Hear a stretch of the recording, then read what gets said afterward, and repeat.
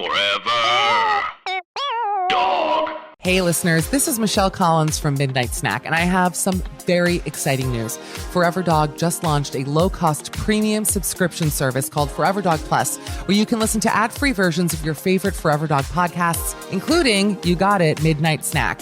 That's right, friends, it's just you and me and all your other favorite Forever Dog pods alone at last, but only on Forever Dog Plus. Forever Dog Plus is simple and so easy to use. You just have to go to foreverdogpodcasts.com/plus. Sign up. You're going to get a link.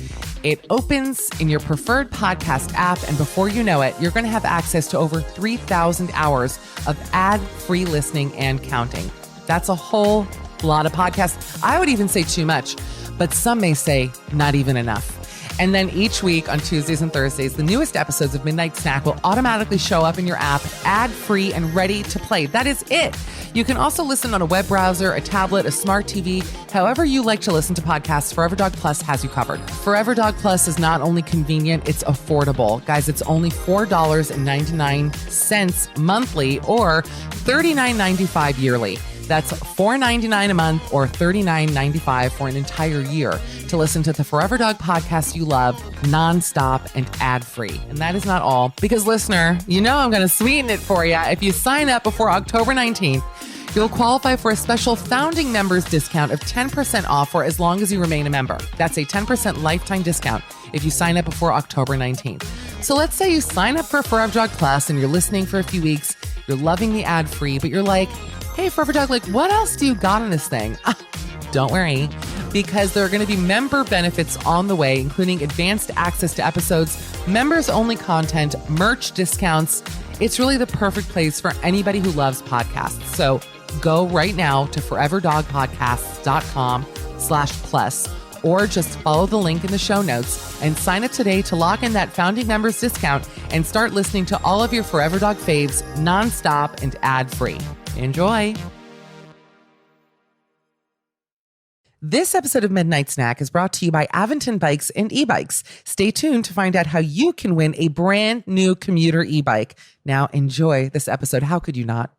Forever Dog.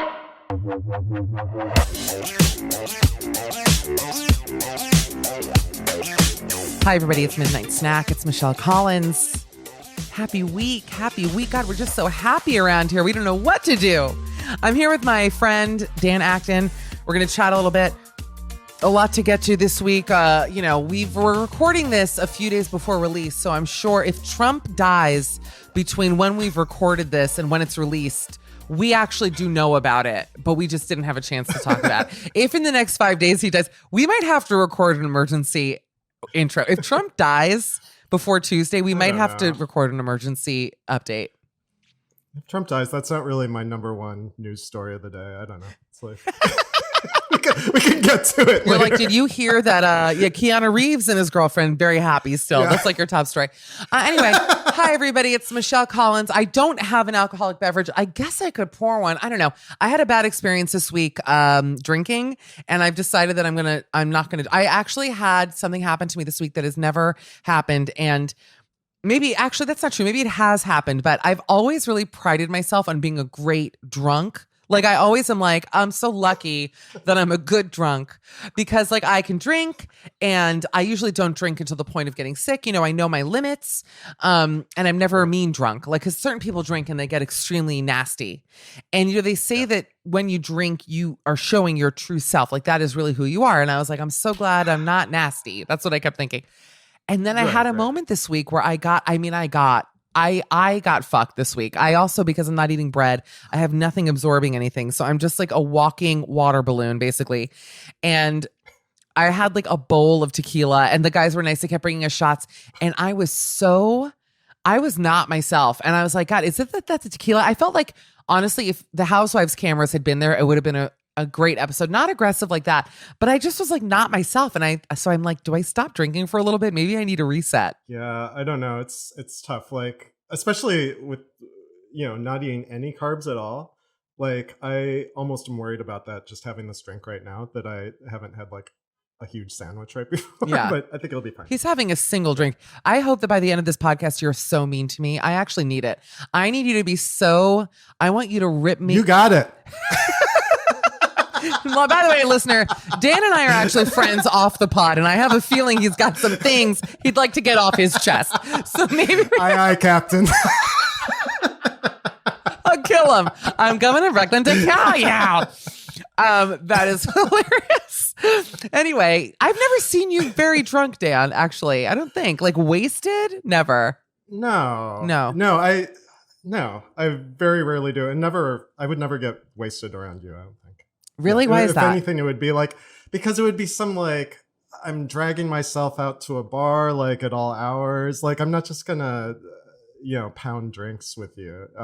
If I really get drunk, it's because I'm like out on the town, paying the town rent. You're on a fun date. Whatever. Let me tell you something, babe. Yeah. You're not getting drunk on dates anymore. And I'll tell you why. Because you can't go from bar to bar. You got every date now is dinner and a date. Exactly. It sucks. So it's like, it's good and it's bad. If it's a good date, it's fine. But if it's a bad one, you're like, oh my God, like I have to now have like a quesadilla. Like I just want to have like a vodka soda. Now I also have to have a quesadilla. Sometimes I don't want to have a quesadilla on a first date. I just want to have like a drink and leave. Have you ever walked out of a first date? Have you ever just walked out on a date? Walked out? Yes. I haven't. I've really wanted to. One time I was in the middle and I didn't leave because the dinner was still coming. Really? And so I just felt stuck because I had ordered it and it was going so poorly. And the other person was like very into like weightlifting or something. So he ordered two entrees. Wow. Like that was one of the first entree Leon Talley. Okay. Oh, my dinner with entree. Okay. My dinner with entree is genius, and I'm sorry, listener. Yeah, that's very funny. Listener, if you don't give me credit for that, okay, you should download Forever Dog Plus just for that fucking joke. No, but why did you want to walk out on the date? What do you remember? What he did to rub you the wrong way? No pun intended. Yeah. Well, he insisted on going to this place that was really far, and it was like an okay Mexican place, but like it was a real haul for me. And then the big attraction was there was like a salsa bar, which you have to go over and like spoon into like tiny little salsa cups. So it was just dumb. And then he was I think it might have been because he had just worked out, but he was so brain dead. There was just zero conversation, no chemistry. Zero response. Ugh. Yeah, so I'm like, well, there's, once you know that the date is going nowhere and there's no chemistry, that's fine. But like fake your way through it since we already ordered dinner, like make some kind of conversation. When people, you just brought up one of my biggest pet peeves, people not making pleasantries. People not making pleasantries, Alex, for 200. I feel like I make it my life's mission to make pleasantries. I try to, it's true, isn't it? Yeah, you're a pleasantry factory. Like I am truly, it certainly exceeds my input. Let me, if I may, my pleasantries output far supersedes my pleasantries input. But I try to go out of my way to be nice to everybody. I like to make everybody laugh. Like anyone, I like to be nice to, I called you today, actually, or I was texting you because I went to LL Bean today, which is so unlike me. It's so not my style, but I had to return. I love it. But you actually have a jacket that I had tried on at LL Bean. I don't think I even told you that. Your little thing. Anyway, the point is, I went because I was at an H&M and I walked in because I want a fleece. Like I'm all about cozy gear. So I was like, oh, maybe I'll just get like a big fucking men's like LL Bean jacket, And I think because of your joke really made, I won't steal your joke actually. I just texted Dan and I go, Dan, I'm alone in the LLB store and there was like nobody there. I go, I'm alone in this store and I keep thinking there are all these hot guys in here. And like peripherally, I'll be like, God, there's like a fucking hot guy over there. And then I'll turn and it's a mannequin. This happened 3 times. Well, because I'm like, because like every mannequin there looks like some piece of shit in Brooklyn. So I was like, wait. So I would like see like some like guy like perched on the edge of like sitting and like reading. And I'm like, what the fuck is that? And then, and I sent you a picture. And by the way, was that mannequin not hot? It's hot, but he didn't have a head. It was just headless. Like yeah. I know, but the body, like, wait, I got to look at it. He was headless, I admit. Tall. But he was so tall. Down, but Tracy, so you can see up, it. Like seeing that from far away, like look how he's sitting, the big dick energy on this LL Bean mannequin, the nerve for when I'm like all horny and I'm walking in like out of my mind, lonely, had a hard week, had an anxiety attack at the fucking car wash, and now you're going to put that mannequin over here when I'm here to look for a sale fleece? I don't think so. I was furious. This is the final episode ever before they haul you away.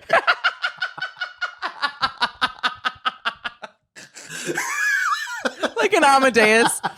They bring the pine, but I want them to truly haul me away, but only in like an 18th century Viennese town. Like I want it to be so glamorous, like wrap my arms around me and just put me in like a big puffy top. Oh my God. That's hysterical. I did buy a sweater at LL Bean, by the way. Oh, that's why I brought it up. Because the guy there was literally only employees there.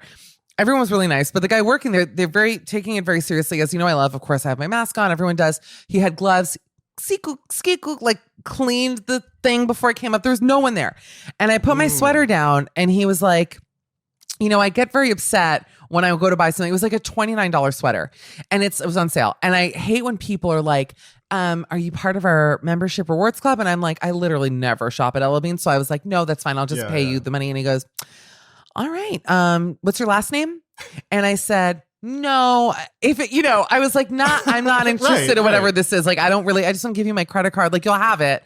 And he's like, you don't want me to look it up? Like, have you shopped here before? And I'm going, I was really nice, but I just wouldn't give him my information. I was like, this is insane. Like, let me just give you my United card and let me get out of here with my cheap sweater. And I think I offended him, even though I was nice about it. I think I hurt him because then he took my sweater like a dirty diaper, didn't fold it, dropped it in the bag, like airdropped my sweater into the bag. I was like, okay. And then took the receipt and flung it in so hard. I was like, you're going to fling that receipt like that? Have some respect. I just bought the fucking thing, you know? But so that was a hard guy to make pleasantries with because he took it personally that I didn't want to give him my information. But I'm like, look, unless it's like, I don't even know, like someplace where I'm always at. I just don't want to be in a rewards club. Yeah. And people are so testy. Like, I don't know if I told you, like years ago, I worked at a spa. Ooh. And at the register next to me, there was a guy that had like, it was almost like a nervous tick that he would use the phrase duly noted. So if you'd said like, I'm not, you don't need my last name, that's fine. You would duly noted. He would say it 1,000 times a day. And he would also give instructions on, because it was like cosmetics or lotion or whatever. And he would say, and that is something you should duly note. Like he really? said, he would shoot it back to you. Interesting. Yes, wow. Yes. Like hundreds of times a day. And then I'm like, what's your name again? He's like, I'm Duly noted. Stupid. And they are about to haul me away. It's been fun. It's our last ep. Seeing bye. Guy with the net behind you. Yeah. What? No, I'm telling you, I can't decide. I don't know what's going on with me. I think it's okay to talk about it, right? I've never had any issues really, like truly. That's a hilarious lie, but you know what I mean? I've never had like I'll put it this way. I've never had mental problems that have then affected me physically. Okay. Like anxiety in that way. Okay. That's not fully true. I've had anxiety attacks in my lifetime, usually drug related, but pot related for the record. Meth. No, pot related, but can you imagine me on meth? Me on meth is a Netflix show. So we were talking about walking out on dates. I want to rewind back to the OG topic. I went on a date. I've talked about this before, but I will say that I did walk out on a date and it was really one of the most exciting feelings I've ever had. And I actually, I don't really talk about my dates ever because I wouldn't want someone with a podcast talking about going on a date with me if I like did something rude or whatever. I would like not want that to get out. But this guy was an asshole, so I will talk about it. He was a Trump voter. And I'm worried that I've told the story before and it's just been such a long week that listener, if you've heard it, forgive me. But he was a Trump voter. We had actually met in person. It was not an app thing. It's interesting on the apps because I won't go on a date with a Trump supporter, nor will I befriend one. And because to me, it's not about having a different political party. It's like having a different moral compass. Like it's like I've dated like George W. Bush Republicans, or one. How was it? And it was great. It was kind of hot. Was it a gay Republican? Always fascinating to me. I mean, he was on the edge, but it was very of like glory, waspy, like his family of glory hole. What? Of glory hole. I'm on the edge. boom. Our last show, people, we're cracking the bat, hitting that ball right out of the park. No, I went on a date with this guy.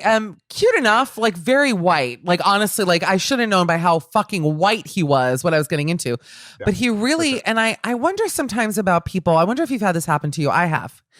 Where guys will self-sabotage on a date. I'd like professional psychiatrists and psychologists to weigh in on this, where they'll go out of their way to be the worst possible person. And I'm like, that is a really interesting thing. This guy definitely did that. I had another first date with someone once. I won't get into the details of it, but I will tell you that you know, there's certain aspects of one's life that I think you should save until you're in a relationship. They're just certain, like, we all have traumas. Okay. I've got trauma fever, sure, baby. Yeah. Like your old company. Trauma fever. I've got trauma fever. That's funny. My dinner with entree. And like, do you think I'm going to bring that shit up on a first date? Like, no, like I know you're funny and, you know, you want to look great or whatever it is. This guy, though, he was really clearly just trying to rile me up. I just don't understand why a guy, and I actually said to him, one of the things he brought up, I'll never forget. I've definitely told the story before, but he didn't believe the wage gap existed. By the way, this was like a year ago. It would have been way before like George Floyd or Breonna or any, I can't even imagine what this fuck that I would have probably left within minutes, honestly. Well, then it's over. Then just, no. But even with the wage gap, and I'm like, are you a fucking idiot? Like, he's someone who just didn't believe that, like, and this is an interesting thing. White people who don't believe in systemic racism, like a Mike Pence, who brought it up in the vice presidential debate, where it's like, if you work hard, you'll get the job. And it's like, are you actually crazy? Like, that is so not how it works. What are you talking about? And when he started getting into the wage gap, something he said really fired me up. And I was just like, I'm going to go. I took a $20 bill out of my bag and I said, here for the drinks. Cause I had 2 drinks, even though I knew after 2 sips, I was never going to see him again or talk to him. But it was just like, I had gone all the way downtown. I was all dressed up. I was in a great dress. It was like, I felt cute. Right. So I was like, oh God, like maybe you can turn it around. Obviously that didn't happen, but I remember I gave him this. Did I ever tell you the story where I gave him the 20 and I went, that's for the wage gap, which makes no sense. It actually doesn't make any sense. I'm an idiot. Now I don't think I would have tossed it, but I was like, I didn't want him to think, oh, she probably just came out for free drinks. You know what I mean? Like, yeah, probably, you know, that's the energy that he gave. But I remember I said to him, I bet you don't have a lot of sex. I 100% said, I bet you don't get laid a lot. And he goes, you're right. And I said, I actually appreciate your honesty with that answer, because whatever this is, no woman in New York is going to let you put it in. Not one. Yeah. And you're not really there to like fight, do this like political conversion. Oh my God. Either. Like, it was like, all right, you're a fuck. There's no like official way to learn how to date, really. And so I think like, especially like younger guys, they're like, you know what?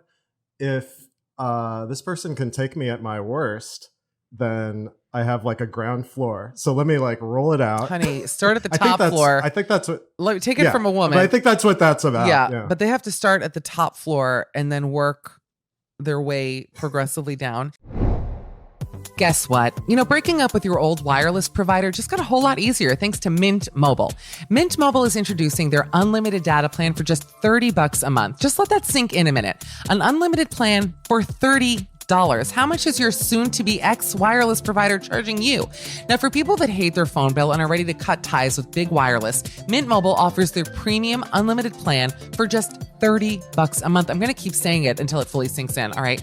And by going online only and eliminating the traditional costs of retail, Mint Mobile passes significant savings on to you. All plans come with unlimited talk and text, plus high-speed data delivered on the nation's largest 5G network.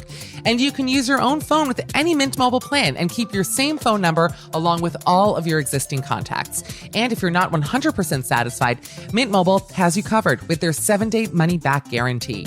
So guys, it's time. Break up with Big Wireless and switch to Mint Mobile's premium unlimited data plan for $30 a month. To get your new unlimited wireless plan for just $30 a month and get the plan shipped to your door for free, go to mintmobile.com/Michelle. That's mintmobile.com/Michelle, MICHELLE. Cut your unlimited wireless bill to $30 a month at mintmobile.com/Michelle. Hi, Forever Dog listeners. It's Manila Luzon. And Latrice Royale. This year, we've seen what staying silent can do. And right now, you have an unprecedented opportunity to speak up. Cast your vote and be heard. It's never too early to register to vote, but it might be too late before you know it. We want to help make it easy for you to register and have a plan for November 3rd, or before if early voting is an option in your state, so that your country can finally reflect your values. Go to foreverdogpodcast.com/vote to register. Check on your registration often and learn how to fill out your ballot. Each state is different, so make sure you're following local rules and regulations. And remember, your voice, your vote. That's foreverdogpodcast.com/vote. Take care of yourselves and take care of each other. Hey everyone, we're Mike, Scott, and Jason from Podcast The Ride. On our podcast, we discuss the world of theme parks and themed entertainment, animatronic bears, fake rock work, the logistics of theme park parking garages. So please check out and subscribe to Podcast The Ride only on the Forever Dog Podcast Network. new episodes every Friday. All right, let's do some advice, Dan. This is good because this is good. This is making my face. Look at my face. I'm getting like cuckoo-eyed. It's a Dear Abby. We all know Abigail Van Buren. Dear Abby, I've been with my husband for 20 years, married for 8 of them. He thinks his mother can do no wrong. She takes pictures of me. This, by the way, I am like ready to like take my fucking earrings off and beat this woman's mother-in-law for her, because what I'm about to read to you is, I actually think I have gotten into things with people about this. Actually, I'm going to keep reading. And then I'm sorry. I know I'm getting excited. No one knows why I'm excited. Right. Okay, let me keep reading. She takes pictures of me when I least expect it and then posts the worst ones on Facebook. No. She laughs and thinks it's funny, and I'm really hurt by it. To make it worse, his sister now does it to me. They constantly have their phones pointed towards me, and when confronted, they deny taking pictures or insist all pictures have been deleted. By the way, there is something very dark about this. There is something actually horrible about this. I'm on this woman's side 100%. I've always supported my husband's relationship with his family, but I don't feel like they support us being together. I've deleted his mother as a friend. Ooh, them's fighting words on Facebook, and no longer go to family functions. Wow, I believe that. My husband agrees that, by the way, what a horrible breach of trust. What an awful thing to do. Yeah. My husband agrees that what she's doing is wrong, but offers no support. His family prides themselves on class. Oh, I believe that. But is anything, so does mine. But this is anything but classy. Let me tell you something, Dan Acton. That sucks. If I catch someone even videotaping me without me knowing it, I don't like it. I'm sorry. You're going to videotape me without why don't you say, or like make it obvious that you're holding a phone up, but like, taping someone, I'm going to tell a story that years ago, I will not give away any identifying information, but I was at a party. There was someone at the party who I'd never really met before, but he was friends with someone who I know for a fact dislikes me. Imagine, listener, those people exist. But wait. And, it's a very jealous world out there, listener. Very jealous. And I caught him taking pictures of me. And I didn't say anything because we were in a group function. I think we were watching the Oscars or something. Like we were watching some show. And I saw him and he was being so cagey, this guy. I literally cannot say. He's also ugly. I hope he hears this. He's also hideous, but not the point. He was like being so weird about his phone. And I saw him, when someone's taking a picture of you, my God, but like him taking pictures of me, and I saw him do it. And what am I going to say? Then I look paranoid to be like, what, are you taking my picture? Because then what are you, nuts? Then he could throw it right back in my face. But I know it happened. Yeah, I don't get it. Why would you want to? Like, I know, like, hey guys, let's all take a picture or whatever. But like, there's no like great reason to sneak a photo. It just felt, and I've hated that guy since.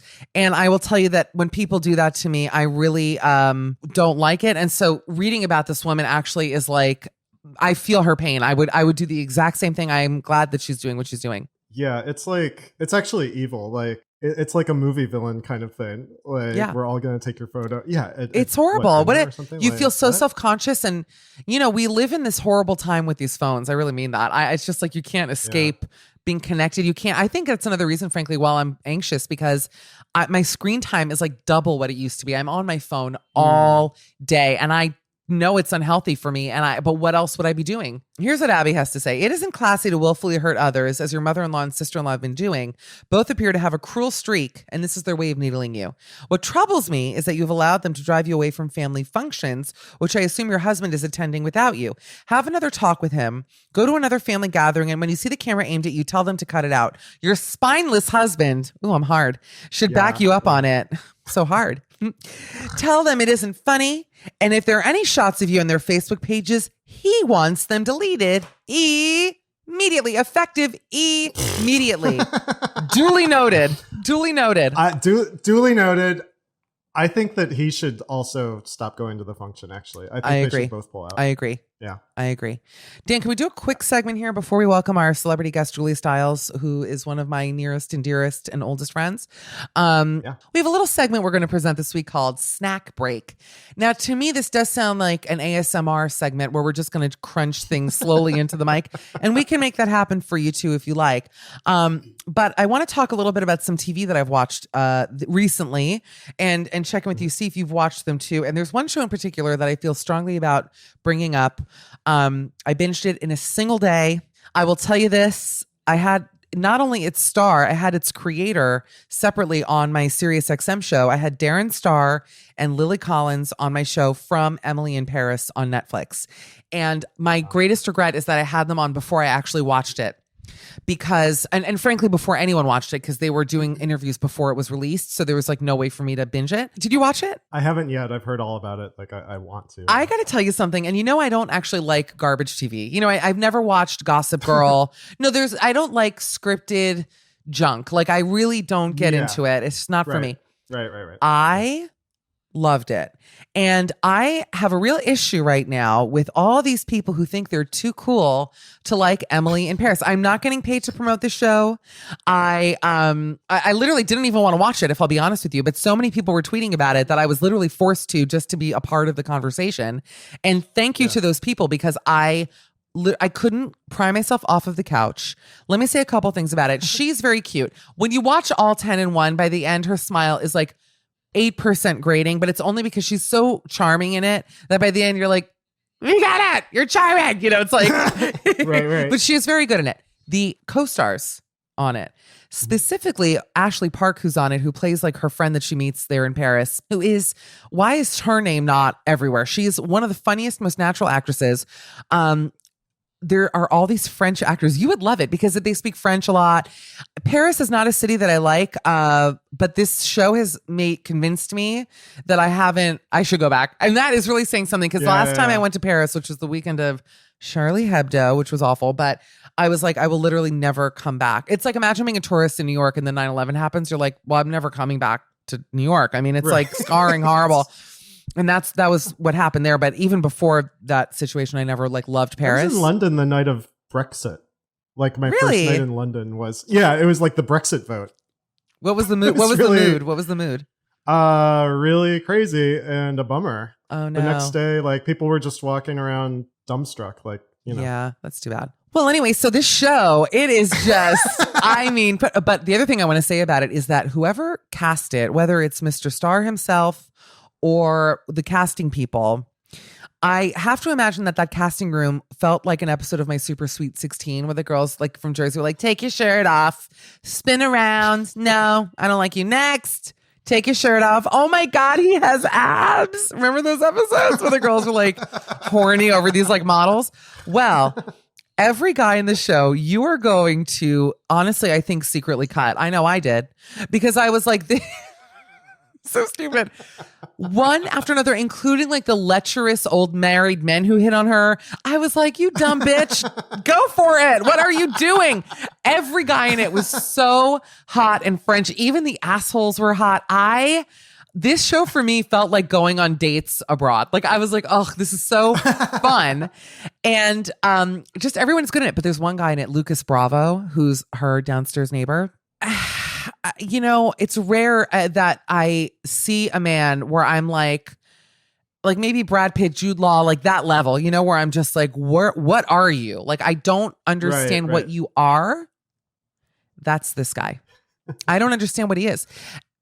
That's all I have to say about it. He's so hot and he's a good actor. I think he's good. People are going to listen to this and then want to call me dumb. I already know who you are. I know there are people they're taking pleasure in shitting on it. Listen, it's a fantasy show just like Sex and the City was.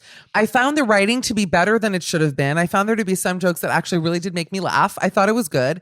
And it's a good show. Why does everybody, Dan, have to shit on everything in 2020 when everything is already shit laden? Can't we have something that's not covered in shit for once? Dan Acton, take it away. Well, it's fun to shit on things, but yeah, totally. Yeah. But after a while, it's enough. It's like, can't I eat something not covered in human shit? Dan, you know I love you so much. Poor Dan has to listen to me rant and rave about Emily in Paris. And then I'm like, and that's our time. Dan, I adore you. Follow Dan at Dan_Acton on Instagram and Twitter. He DMs me the funniest things ever. You're the only person who DMs me funny shit. So thank you for that. And guys, I really mean that. And guys, don't go anywhere because we've got Julia Stiles. Good morning.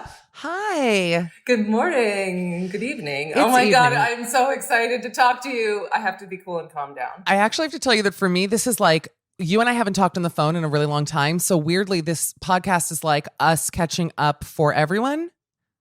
Although I probably won't tell you everything because I have boundaries. I'm sure you also do. Yeah. I know it's sort of like a public catch up, which is a little strange. Yeah. But well, let me introduce you like a real guest. I'm excited about it. I'm so excited. And wait till I tell people your setup right now because they're just going to love it so much. Well, first of all, she is one of my oldest friends. I've known her now. I mean, it has to be less than 20 years, but we've been in the same circles for 20 years together, I would say. Yeah. That's about right. Well, I mean, we met in college, I think. I think Yeah, like did. I So knew that's you. 20 years. I knew you, but I think we officially met after college. I remember one time you were at 1020, which was our local bar that's still open. And I remember being like, oh my God, Julia. I wouldn't remember that. You wouldn't, but you were there. And I was like, that's so funny that Julia, it's the shittiest bar in the whole world. And I was like, Julia Stiles is at 1020. I love it. I have that distinct memory of seeing you there and you were all dressy. And it's like the shittiest bar in the world, but you looked great. Oh, thanks. Oh, Julia. Okay, so let me promote you and then we're really going to talk. First of all, she's a mom and a wife. Can you imagine? That's how I open up. She's a wife and she's here with us today. No, she is on the most beautifully filmed show maybe I've ever seen called Riviera, where you really hit the jackpot doing the show. It's on, it's a Sky original on Sky Atlantic, and you can watch the first 2 seasons on Amazon and Sundance now. 3rd season premiering October 15th. Hi, she's also been in Hustlers and Silver Linings Playbook. I don't even want to say your big movies because I feel like we know what you've been in. We know that you were in the Bourne movies. You're a star. You're the loveliest.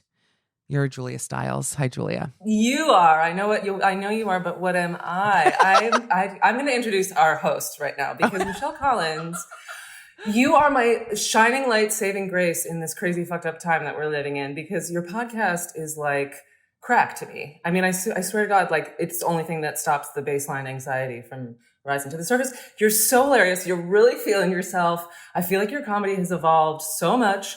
Thank you. And that's nice. when I listen to your show, I'm like, I feel like I'm sitting in a bar with you drinking margaritas, and it makes me so happy. I wish we were actually doing that. Is the sad thing. I wish that we could go have margaritas together and like catch up. It's interesting to me that you're saying first of all, that's the nicest thing you've ever said to me. And I'm like, I am damp-eyed, although, you know, my crying mechanism is like defunct for many years. But it's funny that you're saying I help your baseline anxiety because I feel like this week, my anxiety has been higher than it's ever been in my history of living. And obviously we've all been anxious with everything going on. I don't know what's happening. I just feel like really like moody and I don't know if it's what we're living in, if it's something hormonal, but maybe aging. I don't know. I've been in a weird place. It's what we're living in. It's think what we're so? living in. But I also feel like if your emotions were like in the basement, now they're on the roof all the time. And it's such an emotional roller coaster. Literally, it's like you go through every emotion in one day, every day. Every day. Laughter, Every day. sadness. I got a car wash in New Jersey today for my rental. And when I was little, of course, because I'm clean. The car I keep clean. Apartment can get a little messy, car clean. And Very specific that it was Jersey. I know, because I take my dry cleaning to Jersey. I'm a piece of shit. I take all my dry cleaning. It's right here. I'm staring at it. You go all the way to Jersey for dry cleaning? Can I say this? Of course you do. Okay, first of all, that's anti-Semitic. But let me add. No. I'm joking. I'm joking with you. I'm joking. That has to do with your glamorousness, that you are so on point that you're very specific about what dry cleaner is going to touch your beautiful purchases. No, the truth is it's a place called, I'll give them a plug for free, Value Act Cleaners, which is in Saddlebrook, New Jersey.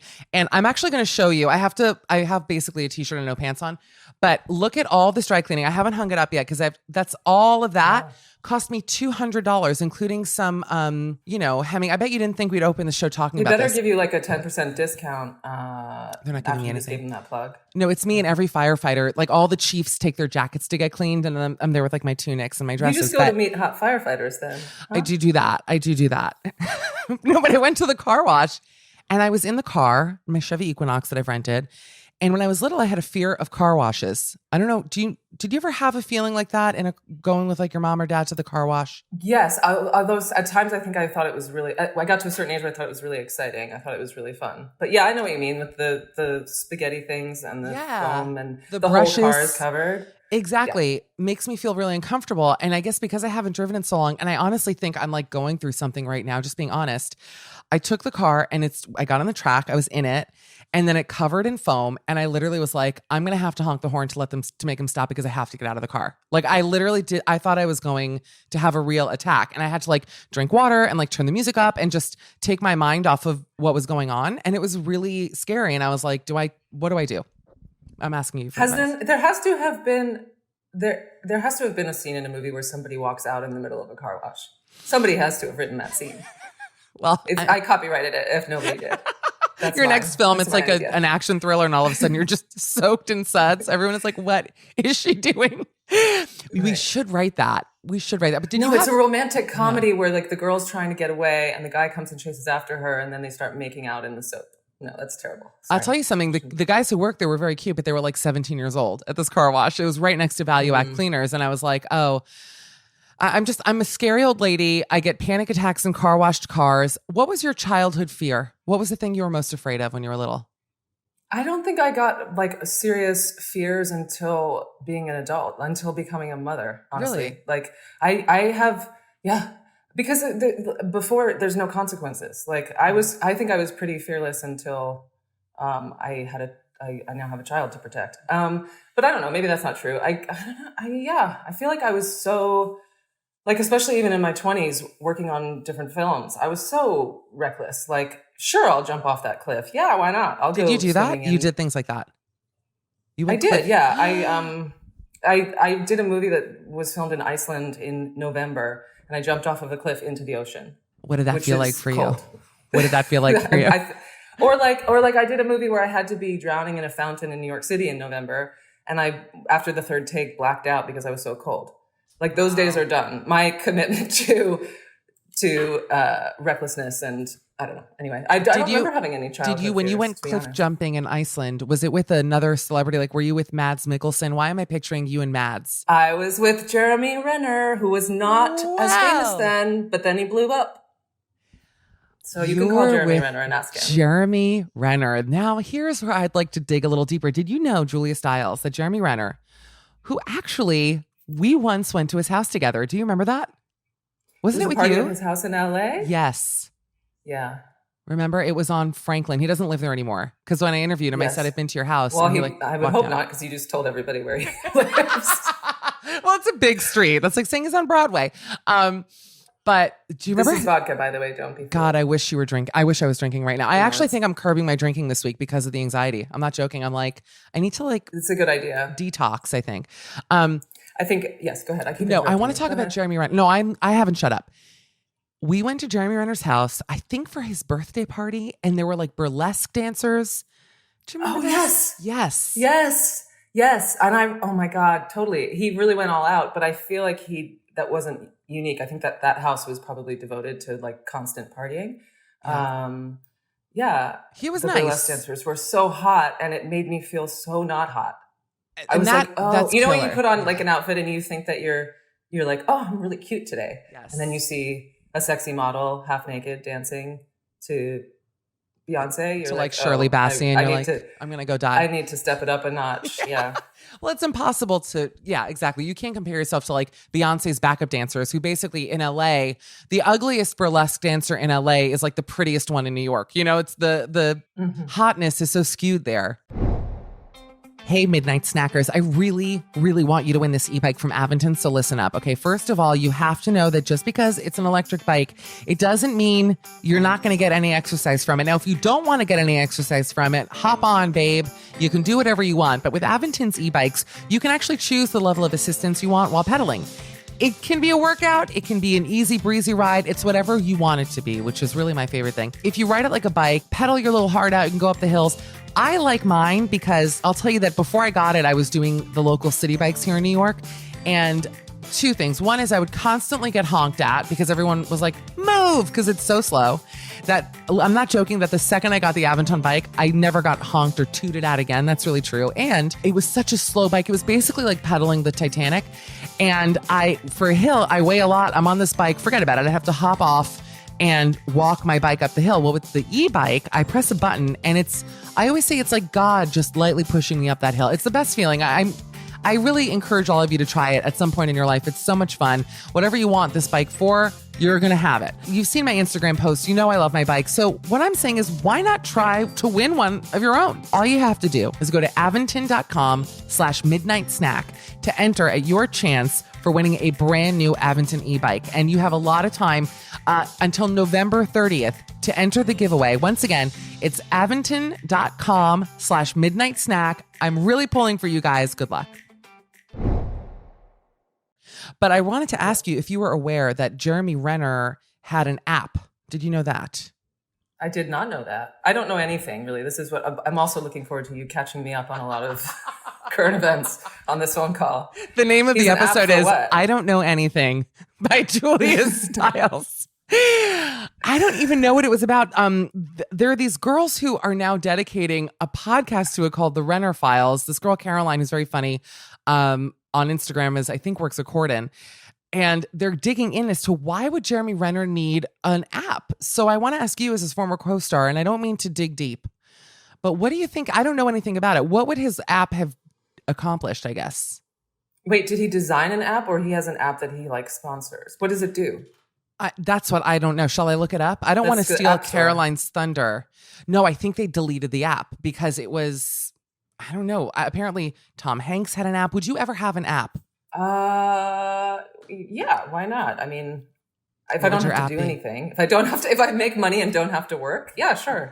If I don't have to do the techie stuff. Well, listen, the New York Times has this article. It's called The Rise and Fall. Oh, no, my app. I know. But okay, wow. My app would be. Talk to me. No, it's all right. I got scared. Wait, okay. But wait, if I do this, then somebody else is going to. No.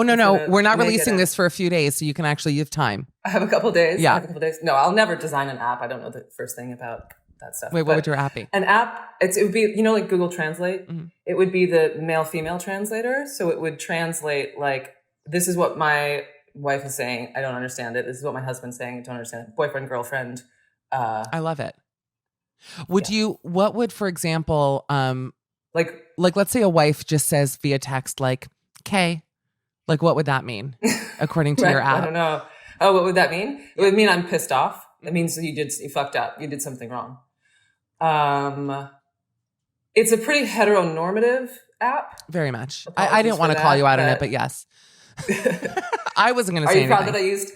Are you proud that I used the word heteronormative? I am. That's that Columbia education rears its ugly head. Yes. Anytime you ask her a question, she'll show it. Do you and your husband, before I read you about Jeremy Renner's app, because I'm not letting it go, do you and your husband, I feel like you guys have great communication. I've not seen the two of you together a lot, but. I think you should tell me what Jeremy Renner's app is all about. Okay. Does that answer your question? I love him. I love him so much. Okay, good. That actually made me nervous for a minute. I was like, is everything okay? Like they're gritted teeth. No, we're great. No, of we're course. great. We're great. We're great. I just feel weird talking about him. That's and fair. also I want to know what the friggin' app is That's about. fair, and I won't ask about him again.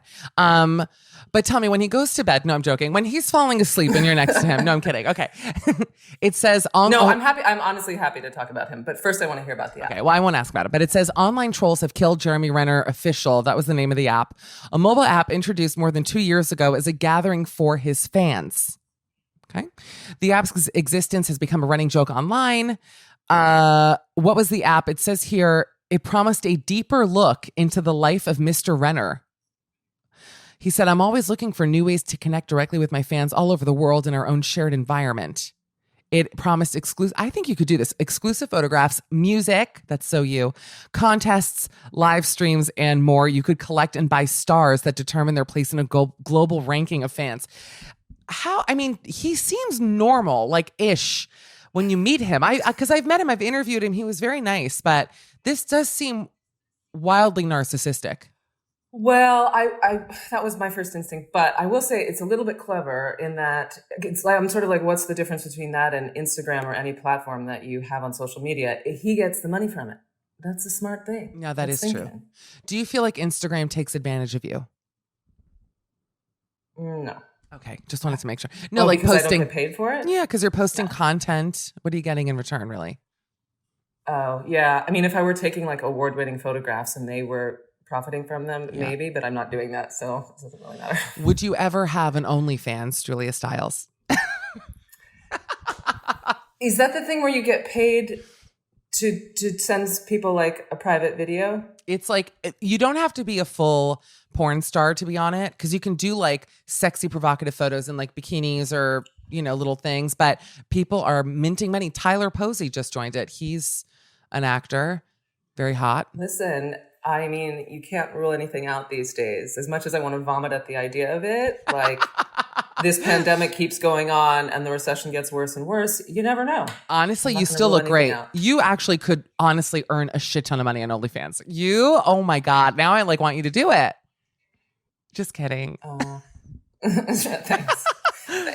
Okay. It's also like my dream of going on Dancing with the Stars, which would end my career. So it actually would. We'll hold off a little bit. Isn't that an interesting thing? I'm curious. I want to ask you about this because you say it would end your career. And yet I see actors going on it, like Justina Machado, who I love. And I don't know if you've ever met her. She's the best. She's killing it on that show. I mean, she's also a great dancer, so it helps. And I feel like for her, it's boosting her. I don't know, it's boosting her in a way, but I agree with you. It's either you're on the way up or on the way down when you go on that show, right? Like what's your take on you yourself being famous? Usually I think people who need like a comeback, right? I think so. Right? Yeah. A comeback or like a fun, see, to me, it seems like a fun thing to do, but I agree with you that there are no movie stars signing up to do it. And I'm wondering if there are some out there who actually would want to. Well, me, but I think the other thing is that actually I'm not current with the Dancing with the Stars. I literally I go down a rabbit hole of watching my favorite dances over and over and over again, like Carlton. Alfonso Ribeiro, yeah. Alfonso, thank you, mm-hmm. Alfonso and Whitney. Oh my God. You have to send this to me. I've never watched an entire episode. They won like 10 they won like 10 seasons ago, and I just watched their finale over and over and over. Really? And over and over again. Yes. It's really sad. This might be one of the biggest reveals in the many years that I've known you. The idea of you watching Carlton dancing on a 10-year-old DWTS finale is just so funny to me. Well, we all have our comforts. That's true. That is one of mine. My friend Adam Rippon won Dancing with the Stars, actually. And that just shocks me but to me, it's like if you're an athlete already and you go on that show, your advantage is so above and beyond. Not really, though, because most of the athletes have no rhythm and are very stiff. Mm-hmm. The only athlete was that figure skater who won years ago also, because figure skaters have the sort of balletic thing too. But most of the athletes are like they move like trucks. They're not fluid or light graceful. On their feet. That's interesting. Yeah. Yes, thank you, graceful. Yeah, but wait, I want to psychoanalyze you a little bit. Well, what do you want to psychoanalyze? Like what's going on in my life that would make me feel that way? Is it your life or is it just the state of the world? Well, what do you want to analyze? What do you want to ask? Are you feeling better? I want you to feel better. That's nice. I'm What do you do? What do you do to bring joy into your life? That's an interesting thing. I mean, honestly, that's the thing that's really tough is that the things that I do to bring joy, like for me, biggest joy getter was traveling. Like I love to travel. I love going out. I love people. I love being social. And it's like all of those things have been taken. I need to know what you're doing to numb the pain because we're all doing that. That's easy. But yeah. What are you doing? What are you doing to numb and self-medicate? Yes. Is that it? So I stopped eating carbs like 6 weeks ago or maybe 7 weeks at this point. And that has not helped me at all. And I've actually not lost any weight at all. Maybe a little bit. That's not true. I've listened to your show and you've talked about losing weight. Okay. I'm going to interrupt you. I know I just indulge me for a second because literally I was jumping up and down last night at the thought of talking to you. Oh my God. And I have so many things to say and you're going to have to just take the compliments and be comfortable. Oh God. I'm already listening. I'm panicking. Okay. Just take the compliments. Okay. Your comedy, you're feeling yourself. You said that on the show before. You look amazing. But aside from that, your comedy has gotten so elevated. Like when we were in college, you used to do a lot of self-deprecating humor. Yes. Which was hilarious, but it was also like at your expense, right? Right. And I've heard you say recently that, at times you say, no, I'm not going to put myself down. And I so root for that. I love it. I love it. I love it. And you're shining because of it. That's nice of you to say. Thank you. That is nice. I actually am not, and I'm not fully cringed. I'm like half armadilloing. I'm not in the full role yet from the compliments. Okay. No, you know what's funny? It's, a lot of people would reach out to me. I actually find it almost offensive sometimes because people like who listen to my serious show or this podcast, I'll get DMs from people who go, oh, you're always so hard on yourself. You're always so hard on yourself. And I'm like, I'm a tall girl, so I'll bring up the fact that I'm tall. That's the body I live in. You know what I mean? But it's almost like, are you being hard on me and then accusing me of being hard on me? Like, are you like, I won't even bring up like weight or other things like that. And people go, oh, stop putting yourself down. And it's like, babe, I actually wasn't. Are you putting, like, I can't explain it. There's like a funny projection that happens there. And I'm like, can you just let me be me and like explore myself? And also if I'm having a down day, I think we'd be living in a fake world if no one ever put themselves down, because how many days, and you're a stunning actress, you're gorgeous, you literally look better than you've ever looked in your life. And I feel like, I'm sure you have days where you wake up and you feel like shit. So there are days where I think if we talk about that too, I do think it's a good outlet for other women, especially to feel, not alone in that way, and to also make light of it a little bit. So I think there's a benefit to it too. And also like, as long as you're putting yourself down, it doesn't become your default and like your go-to thing where the neurons like automatically go to putting yourself down. As long as you're not doing that, then also it's a way of making light of things. Like, yeah, I look like shit today. Okay, haha, who cares? I didn't get enough sleep. Tomorrow That's exactly right. That's right. I have worked on it. I think that enough people yelled at me though that I did stop doing it. And I do agree that the psychological effects of really trying not to do it have benefited me. So thank you for your support. And yeah, I've it's also not inviting other people it's not giving that space to other people to do it as well. That's really true. Now you're digging in here. Wait, now you're really actually getting somewhere. Talk to me about that, because that's interesting. I always feel like, I welcome people into my life sometimes who find it okay to be nasty to me. And I wonder why that is, because I like to think that I'm nice to most people. I have my moments, but I think that you're onto something with that. It's like, I think it's my mentality as a formerly bullied child that I still carry that with me. Mm-hmm. Yeah. Or you have people that are your friends with that are more judgmental of you and more critical of you than you would be of them. So it's not as gracious. I think also, yes, there's definitely the like, oh, if I criticize myself first, I put up the barrier so that I do it first so the other person can't. Do you want to know what I've done to numb the pain during COVID? I want to know nothing more than that. Do you see what my hair is doing? You see what my hair is doing? No. I cut my own bangs. I mean, no, I have a big bun up here, so my hair is still long. It's messy. I'm not going to take it out. So it's not, but I've had this problem since I was a child.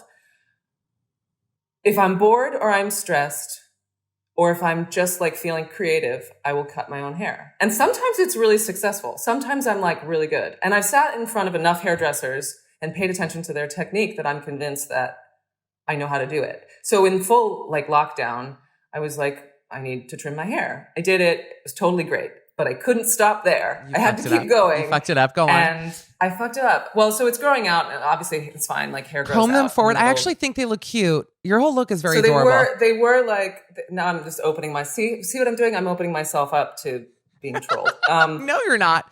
They were really short, like Betty, which was terrible. Because also the minute I did it, I was like, oh, I hate having hair in my face. Why did I do that? Bangs, and you have bangs to style ruined them my all life. the time. Every day. Bangs ruined my life for 5 years. And then you really have to commit to growing them out. You're lucky that you didn't do what I did. First of all, I think they look very cute. And if you did go to someone, they can thin them at the ends. That's all you have to do is... Yeah. This is too thick. And I went too far on the side. This side is fine. This side I went too far. And so it's a little bit mullety. But I have figured out ways to hide them. And then like in a month, they'll be down to my cheekbones. It'll be fine. And you'll be fine. I cut my own hair all the time. Do you want to know my technique? Yes. Get wasted. No, soberly. I have 2 scissors that I bought at Ulta. They were expensive. One are like the regular hair shears, and then one are the layering, like toothy scissors. And so first I go through and I go around the edge with the flat ones. And then you take the toothy ones, and this is what you need for your bangs. You go in, you don't cut like this way, you cut up. Yeah. So that it's not like, Amanda Plummer in Pulp Fiction, like crazy wig hair. You have like a normal, soft, just chill. Not you. You don't have to name. Not you. Don't you. have to call me names. Not you, idiot. Now I'll call you a name. But like, you know what I mean? When people have that, because the styling now, by the way, of haircuts is driving me crazy. They're cutting women's hair so blunt, Emily Blunt, I call it, where it's like, and I have, as you know, a shit ton of hair, even though I'm losing a lot of hair. Do you remember how thick my hair used to be? Look at it now. It's like almost normal. No, it still looks thick. It looks like you just tapered it at the bottom. I don't know. But the hair situation is killing me. I think your hair looks good. I should also add to the listener that Julia could not connect her Bluetooth headphones, so she's wearing her son's headphones. What's the brand? Mickey Cars 2? No, well, they don't have a logo on them because I think we got them on an airplane. It was like the little kid packet that they give you on an airplane. I got to say, they actually look very cute on you. You look like very like music video in the 80s. Cute. Thanks. My son's like, where are my headphones, mommy? Is he there, by the way? Little strummer? No, he's at school. Oh, Can you're you believe kidding? it? I have a child in preschool. I have a child in preschool. So here's what I want to say, because we have to go to break and pause for episode 2. When we come back, which will be Thursday, we'll release part 2. Julia Stiles, I want to talk to you about mothering. I want to make you the next Jessica Alba, Gwyneth celebrity mom. I need you to have your own brand, and we're going to talk what that brand would be. Jules, what do you want to promote before we go? You have Riviera's coming out October 15th. Season 3 is coming out October 15th in the UK and Europe, and I think shortly afterwards in the US. That's great. It's really beautiful this season, and it's a really like big conspiracy, scary thriller that takes us all over the world. I'm actually really proud of it. I say actually, I don't know why. In any case, watch Riviera. All right, Riviera's we'll talk about it. We're gonna go. We'll talk about it Thursday. I want to talk about Riviera and also just your life. So we'll be back Thursday, guys. Thank you.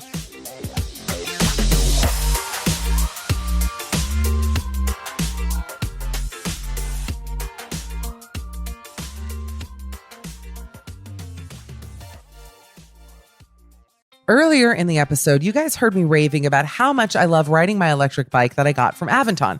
So just a reminder, these bikes are super fun. It can be a little intimidating at first, but I'm telling you that once you get the kick of it, you're going to be hooked. The kick of it? I invented it and I'm going with it.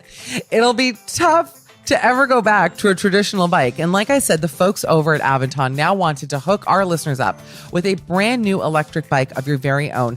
They just unveiled this new model. It's called the Level Step Through Commuter e-bike. I want it. That's not even the one I have. And they're giving one away to one lucky listener. So if you want a chance to win, I suggest you head over to aventon.com/midnightsnack to enter. While you're there, check out their full line of e-bike models. I have the Pace 500, and let me just tell you, my legs swing over it. I feel like I'm getting on big horse. I love it. There's no way you're not going to have a blast riding one of these things around town. Just take it from me. Again, go to aventon.com/midnightsnack. You're going to enter before November 30th. That's a cool nearly 3 months. You have to enter this for a chance to win your very own Aventon electric bike. Good luck. I'm really rooting for you, specifically you. And thanks for listening. Forever Dog. This has been a Forever Dog production. Midnight Snack with Michelle Collins is executive produced by Brett Boehm, Joe Cilio, and Alex Ramsey. Produced by Tracy Soren. Original theme music by Gabe Lopez. Cover art by Ben Wiseman. To listen to this podcast ad-free, sign up for Forever Dog Plus at foreverdogpodcasts.com/plus. Check out video clips of our podcasts on YouTube at youtube.com/foreverdogteam. And make sure to follow us on Twitter, Instagram, and Facebook at Forever Dog Team to keep up with all the latest Forever Dog news.